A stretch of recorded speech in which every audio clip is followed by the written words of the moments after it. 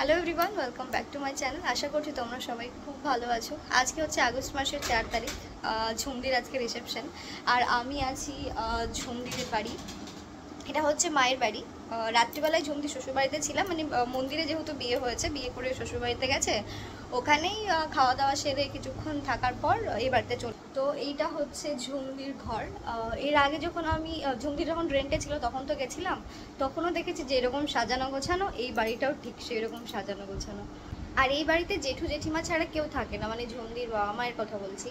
ঝুমদি তো অনেক আগে থেকে রেন্টে থাকতো, এখন তো বিয়ে হয়ে গেছে, তবুও কাছে, মানে এখানেই কৃষ্ণনগরেই থাকতো আর কি। তো সকালবেলায় ঘুম থেকে উঠে স্নান সেরে নিয়েছি, জেঠিমা চা করে দিয়েছিল, চা বিস্কুট খেয়ে এখন বেরোবো, মানে ঝুমদির শ্বশুর বাড়ি যাবো। এখান থেকে খুব একটা বেশি দূরে না, টোটোতে করে 15 মিনিট মতো লাগবে। জেঠিমা আমি বেরোলাম তাহলে। হ্যাঁ না না, চাটা খেলাম, ওখানে গিয়ে খেলাম। হ্যাঁ জামা নিয়েছি। ও গামছা, ও গামছাটা খেয়াল নেই। তাহলে আসছি জেঠিমা।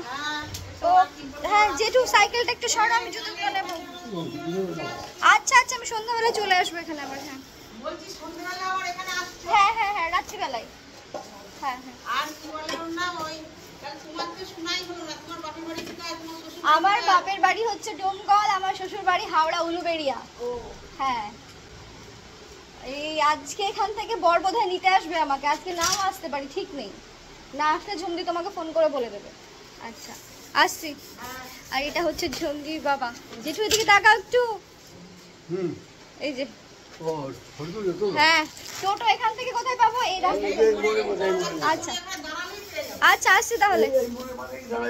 আচ্ছা আচ্ছা ঠিক আছে, চলো বেরোনো যাক। আমার না এরকম পাড়া খুব ভালো লাগে, মাঝখান দিয়ে রাস্তা, দুই দিকে বাড়ি। এটা একটা পাড়া, এই বাড়ির সাথে এই বাড়ি কারো লিঙ্ক নেই, বাট এরকম পাড়াটা আমার খুব ভালো লাগে। চলো, কালকে তো পায়ে এসে ব্যথা, পা মচকে গেছিলো, যা কষ্ট পেয়েছি জাস্ট বলার না। পা এখনো ফুলে আছে। কালকে এমনভাবে পড়েছিলাম না, মানে পুরো পা গর্তের মধ্যে আমার ঢুকে গেছিলো। মানে ওই যে জায়গাটায় পড়েছিলাম সেই জায়গাটা পুরোটা ঘাস, মাটি আর গর্ত, মানে সমতল এরিয়া থেকে গর্ত ধরে নামছে, মানে অর্ধেক পা আর সমতল মাটিতে আর অর্ধেক পা হচ্ছে গর্তে। এইভাবে পাটা রেখেছি, সাথে সাথে ধস, ব্যাস উফ, তখনই মচকে গেছে। এত কান্না করেছি, আমার মনে হয় না লাস্ট 2-3 বছরে আমি এরকম কান্না করেছি। আর সেই মুহূর্তে আমার সাথে ওই সব ঘটনা ঘটেছিল। সব মিলিয়ে আমি মানে এত চিৎকার করে কান্না করেছি, আমার কালকে গদা জ্বলছিল। তো আমি এখন ঝুমদের বাড়ির রাস্তায়। এইটা হচ্ছে ঝুমদেদের বাড়ি, এই হোয়াইট কালারটা। দরজা কী ব্যাপার, এখনো বন্ধ? তো খুলবে না? খুলে গেছে। এই যে এই মিনু, এর নাম কি আমি জানি না। আর বাড়িতে কেউ ঘুম থেকে ওঠেনি নাকি? কারোর কোনো আওয়াজ নেই, কিছু নেই।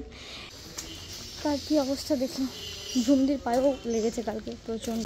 সিংহাসনের উপরে দিবি, এই এত মাংস খাবো না আমি, এত আমি এক পিস খাবো। ও মাই গড, যে হাতে যেই খাবার দেখেছে ছুটে ছুটে চলে যাচ্ছে। যেমন একটা ডাক্তার দেশি বিড়ালের কত সুবিধা, এদেরকে যা দেওয়া যাবে তাই খাবে। বাট আমার লিওর তো কি অবস্থা দেখেছই, মানে রীতিমতো মাংসটা স্পাইসি ভাবে রান্না করা হয়েছিল। ওই মাংস দিয়ে ভাত দিয়ে মাখিয়ে দিল, ভাত মানে ফ্রাইড রাইস, তাই খুব সুন্দর করে খাচ্ছে। লিওকে দিলে গন্ধ শুকিয়ে চলে আসবে, খাবেই না। তো খাওয়া দাওয়ার পর রেস্ট নিয়ে এখন একটু ঝুমদিকে রেডি করিয়ে দেব। রেডি করব বলতে গেলে ঝুমদির এখন ভাত কাপড় হবে, আর রিসেপশনের জন্য তো বিকেলের দিকে ঝুমদিকে সাজাবো। তার আগে তো ভাত কাপড়ের অনুষ্ঠানটা হবে, সেটা একবার তোমরা দেখে নাও, তোমাদের দেখিয়ে দিই। আর এখানে গিয়ে আমার সেরকম তো জানাশোনা ছিল না, শুধুমাত্র ঝুমদিকে ছাড়া আমি কাউকেই চিনি না। কিন্তু ওখানে গিয়ে সবাই এত মিশুকে, সবাই এত ভালো, মানে সবার সাথে না আমিও মিশে গেছিলাম ওখানে। দেখবে সবাই অচেনা জায়গায় গিয়ে তোমার সাথে যদি কেউ কথা না বলে, তোমার একটা মানে মনে হবে যে না, আমাকে এখানে কেউ চেনে না, ভালো লাগছে না, ওখানে তোমার থাকতেও ভালো লাগবে না। কিন্তু ওখানে গিয়ে যদি তারাও তোমার সাথে একবারই এসে কথা বলে, তাহলে দেখবে সেটাকে মানে পুরোটাই নিজের বলে মনে হবে। তো সেরমটাই ফিল হচ্ছিল। বলবি আজ থেকে তোমার সমস্ত কিছু এবং ভাত কাপড়ের দায়িত্ব নিলাম। সমস্ত কিছু এবং ভাত কাপড়। এটা ভিডিও কর হ্যাঁ ভিডিও প্রমাণ ভিডিও সাক্ষী। করব এটা কোনো সময় মিস হলে কোটে কেস হয়ে যাবে। সমস্ত কিছু ভাই বলিস না ও চিন্তায় আগে তো আগে টেনশন ভাই সমস্ত কিছু বলিস না হাত কাপড়ের দায়িত্বটা নেই চুপ কালো হয়ে গেল। ওদের দায়িত্ব নিবি না। বুঝলি ভাই হাত কাপড়ের দায়িত্বটা নেই নতুন দায়িত্ব নিতে পারবো না। দাঁড়াতে হবে, দুজনে দাঁড়া। আজ থেকে তোমার খাওয়া পড়ার দায়িত্ব আমার, ভাত স্কুটি কাপড়ের। তেল আর হচ্ছে মোবাইল রিচার্জ, তোমার মেকআপের দায়িত্ব আমার না। তুমি যে চাকরি করো ওটা তুমি তোমার দায়িত্ব, কিন্তু তোমার বস্ত্র অন্ন দায়িত্ব আমার। ভালোবাসা দাঁড়া, ওটা রাখ। ওটা তো আছি। হ্যাঁ এটা হলো মোটরসাইকেলটা। পেট্রোলের দাম বাড়ছে তো এই জন্য আগে স্কুটির কথাটা বলি। এবার এবারে টাকা এদিকে, সামনে এদিকে তাকা। ছবি আমাদের তুলে- দিকে এদিকে তাকা। ছবি তুলে ছবিটা নেন, তুলে ভালো দে। করে। ছবি তুলছি না, আমি ভিডিও করছি। আচ্ছা ঠিক আছে। দাও, হ্যাঁ, সবাই। বড় বড়। হ্যাঁ ওই তো ম্যাডাম।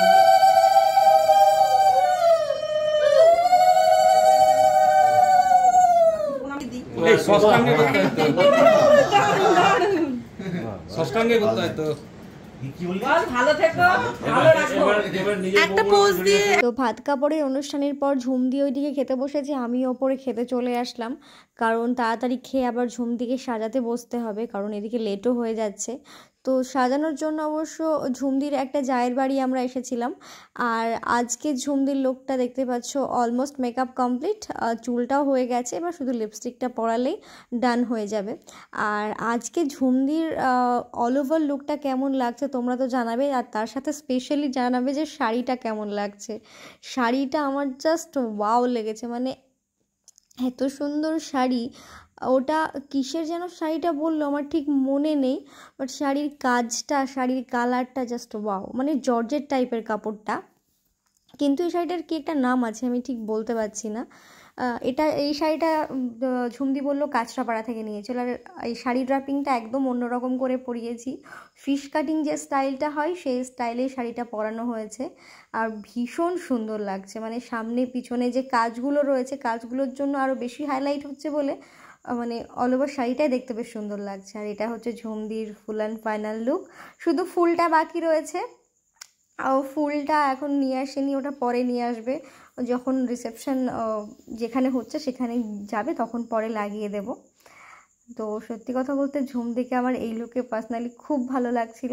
আর হ্যাঁ, আমি খুবই তাড়াহুড়ো করে রেডি হয়েছি, মানে ঝুমদিকে রেডি করানোর পর জাস্ট 10 মিনিটের মধ্যে মেকআপ করে শাড়ি জুয়েলারি পরে ব্যাস আমি রেডি।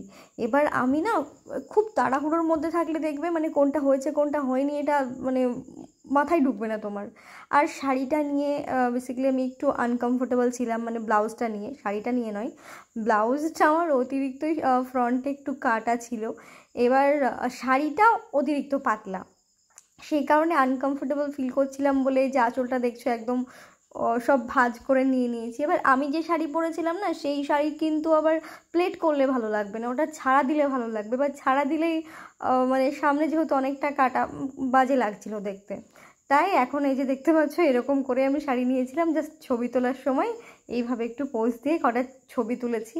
তাও ছবিগুলো খুবই তাড়াহুড়োর মধ্যে তোলা হয়েছে, মানে ছবি তোলার পর আমি দেখছি শাড়ির যে মানে ফ্রন্টের যে এটা আছে আঁচলটা একদম গলার ওপরে উঠে গেছে, ওটা যে আমি একটু নামিয়ে দেব সেই সুযোগটাও আমি ঠিকঠাকভাবে পাইনি, মানে এত তাড়াহুড়োর মাঝখানে সব কিছু হয়েছে। কারণ আমাকে ব্রাইডকে সাজিয়ে তারপর আবার নিজে একটুখানি মানে টাচ আপ করে তারপর আবার বরকে সাজাতে হয়েছে। বরকে সাজায়নি, বরেরও টাচ আপ করে দিয়েছিলাম হালকা জাস্ট। এবার আমি আরও তাড়াহুড়োর মাঝখানে ছিলাম, কারণ দীপ তো আজকে আমাকে রাত্রে নিতে আসছে। এবার ও অলমোস্ট বলছে মানে আমি যখন এইসব করছি তখন ও বলছে অলমোস্ট আমি চলে এসেছি। এবার আমার আরও তাড়াহুড়ো ছিল যে ও আসার আগে আমার সব কিছু রেডি করতে হবে। আর আমি গলায় যে নেকলেসটা পরেছি সেইটা প্রায় 4 বছর, হ্যাঁ 4 বছর মিনিমাম হয়ে যাবে, 4 বছর আগে আমি কিনে রেখেছিলাম। এই কি রে, চিনতে পারছো না? চোখে লাইট ফেললে দেখবো। তো দীপ্ত যেহেতু ওইদিকে চলে এসেছে আর আমি ওইদিকে ড্রেস চেঞ্জ করে নিয়েছি, কারণ বাইকে কৃষ্ণনগর থেকে উলুবেড়িয়া প্রায় 4 ঘন্টা 4.5 ঘন্টা লাগবে। তো শাড়ি পরে তো একদিকে পা দিয়ে অতটা রাস্তা যাওয়া পসিবল নয়। তো আমি এদিকে জামাটা চেঞ্জ করে নিয়েছি। আর তারপরে যে তোমাদের বললাম না তখন যে মাথায় ফুলটা এখনও গোজা হয়নি, মানে অনুষ্ঠান অর্ধেক হয়ে যাওয়ার পরে মাথায় ফুলটা নিয়ে আসা হয়েছিল, ফুল নিয়ে আসতে ভুলে গেছিলো। তো এখানে ব্যাঙ্গালোর গোলাপ আর জিপসি দিয়ে একটা সাইডে আমি কভার করে দিয়েছি। ব্যাঙ্গালোর জিপসি আর ব্যাঙ্গালোর গোলাপ মানে কম্বিনেশনটা আমার খুব ভালো লাগে। ব্যাঙ্গালোর গোলাপের অনেকগুলো কালার রয়েছে, প্রত্যেকটা কালারই আমার সুন্দর লাগে। এটা ছিল অবশ্য পিচ কালার। তো ঝুমদিকে কানের কাছে ফুলগুলো গুজে দিয়ে আমরা এখন বেরিয়ে গেছি। খাবার দাবার খাইনি, খাবার দাবার আমরা প্যাক করে নিয়েছি, সেটা আমরা ভেবেছি বাড়িতে গিয়ে খাবো, কিন্তু সেটা বাড়িতে গিয়ে খাইনি। সেটারও একটা ঘটনা আছে, দেখতে থাকো তাহলে বুঝতে পারবে। মানে দীপ্তর সাথে থাকতে থাকতে আমি এত মানে অ্যাডভেঞ্চারের মধ্যে দিয়ে যাই, এত মানে এক্সপিরিয়েন্স হয় নতুন নতুন, আমার খুব ভালো লাগে। এখন বাজে রাত্রি 12:31, 12:30, আর আমরা এখন দাঁড়িয়ে আছি ঈশ্বরগুপ্ত ব্রিজের ওপরে। তো এখন আমরা দাঁড়িয়ে এখানে রেস্ট নেবো বললে ভুল হবে, ফোনটা করো। এখন আমরা রাত্রে খাওয়া দাওয়া করবো। অনুষ্ঠান বাড়ি থেকে খাবার প্যাক করে নিয়ে এসেছি, মানে ওখানে পার্সেল সিস্টেমও আছে, আমাদের মতো আরও অনেকে নিয়ে যাচ্ছে। তো যেহেতু পার্সেল সিস্টেম ছিল আর দীপ্ত চলে গেছিলো, আমার খাওয়া হয়েছিল না, তাই ঝুমদিকে বললাম ঠিক আছে তুমি পার্সেল করে দাও, আমি বাড়ি নিয়ে গিয়ে খাবো। তো বাড়ি যাওয়ার আর ওয়েট করছি না, কারণ বাড়ি যেতে আমাদের এখনও ঘন্টা 2 লাগবে, আর খুব খিদে পেয়েছে আমার।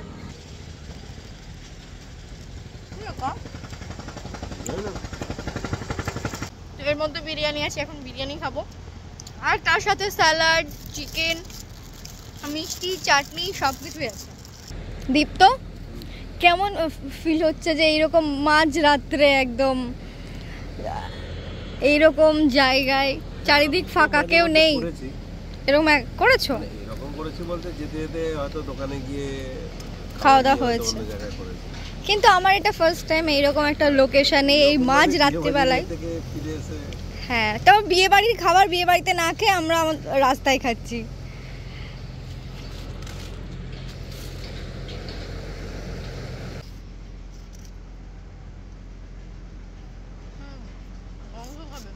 তবে এই খাবারটা ওখানে বসে আরাম করে খেলে আরো খেয়ে তৃপ্তি পাওয়া যেত আর কি। খাবারটাও অনেকটাই গরম থাকতো। হ্যাঁ হ্যাঁ হ্যাঁ, বেশ ভালো লাগছে এরকম একটা জায়গায় মাঝ রাত্রে দাঁড়িয়ে খাওয়ার এক্সপেরিয়েন্স। ডিনার হচ্ছে, হ্যাঁ, ডিনার ডেট উইথ রাস্তায়। তো খাওয়া দাওয়া হয়ে গেছে, খাওয়া দাওয়া শেষে একটু মিষ্টি মুখ, তারপর হাতটা ধুয়ে 2-5 মিনিট একটু দাঁড়িয়ে তারপর আবার বাড়ির উদ্দেশ্যে রওনা দিতে হবে। তো চলো।